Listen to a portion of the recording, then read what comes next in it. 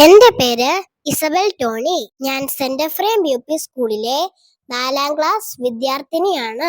കഥാകൃത്തും വിവർത്തകയുമായ അക്ഷിത വിവർത്തനം ചെയ്ത ചെമ്മരിയാടിന്റെ സൂത്രം എന്ന പുസ്തകമാണ് ഞാൻ ഇന്ന് നിങ്ങളെ പരിചയപ്പെടുത്തുന്നത്.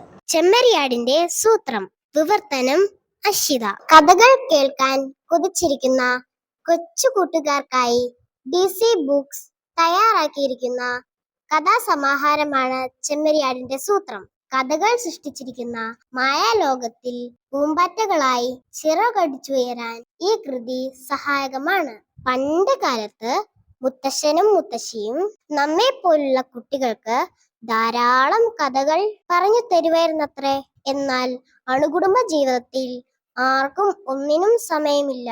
മാത്രവുമല്ല, ഡിജിറ്റൽ യുഗത്തിലെ കുട്ടികളായ നമുക്ക് പുസ്തകവും വായനയും അന്യമായി പോകുന്ന ഒരു സാഹചര്യമാണുള്ളത്. ബാലരമയ്ക്കും കളിക്കുടുക്കയ്ക്കും വേണ്ടി വാശി പിടിച്ചിരുന്ന പണ്ടത്തെ ഒരു ബാല്യത്തെ കുറിച്ച് നാം ചിന്തിക്കേണ്ടതുണ്ട്. കുട്ടിക്കഥകളിലൂടെയും കുട്ടിപ്പാട്ടുകളിലൂടെയും വായനയുടെ കൗതുക ലോകത്തിൽ നമുക്കും പറന്നുയരാം. കഥകൾ കേൾക്കാൻ ആഗ്രഹിക്കുന്ന കൂട്ടുകാർക്ക് ഇഷ്ടപ്പെടുന്ന കൗതുകകരവും ലളിതവുമായ നിരവധി കഥകൾ ഈ കൃതിയിലുണ്ട്. നമ്മൾ കേട്ടിട്ടുള്ളതും നമുക്ക് പ്രിയപ്പെട്ടതുമായ കുഞ്ഞു കഥകളുടെ വിവർത്തനം ഇതിൽ കാണാം. കഥാകൃത്തും വിവർത്തകയുമായ അക്ഷിതയാണ് കഥകളുടെ വിവർത്തനം നിർവഹിച്ചിരിക്കുന്നത്. 11 കഥകളുള്ള ഈ കഥാസമാഹാരത്തിലെ എല്ലാ കഥകളും ഞാൻ വായിച്ചിട്ടുണ്ട്. ഇതിലെന്നെ ഏറ്റവും അധികം ആകർഷിച്ചത്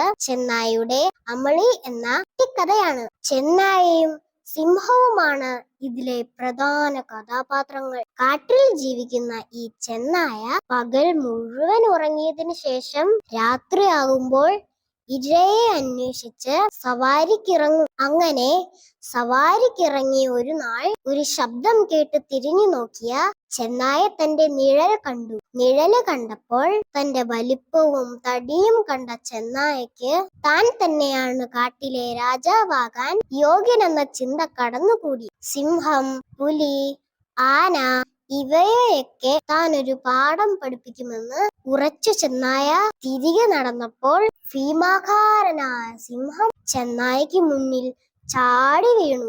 സാധാരണ സിംഹത്തെ കാണുമ്പോൾ ഓടി രക്ഷപ്പെടുന്ന ചെന്നായ ഇത്തവണ തന്റെ അഹങ്കാരത്താൽ രക്ഷപ്പെടാൻ ശ്രമിച്ചില്ല. പകരം അഹങ്കാരം കൊണ്ട് ഇങ്ങനെ പറഞ്ഞു: എടാ സിംഹമേ, ഈ കാട് ഭരിക്കാൻ പോകുന്ന രാജാവാണ് ഞാൻ. എന്റെ നിഴൽ നോക്കടാ, ഞാൻ എത്ര വലിയവനാണ്. ഇത് കേട്ടതും ദേഷ്യം സഹിക്കാനാവാതെ സിംഹം പെട്ടെന്ന് ചെന്നായയുടെ മേൽ ചാടി വീണു.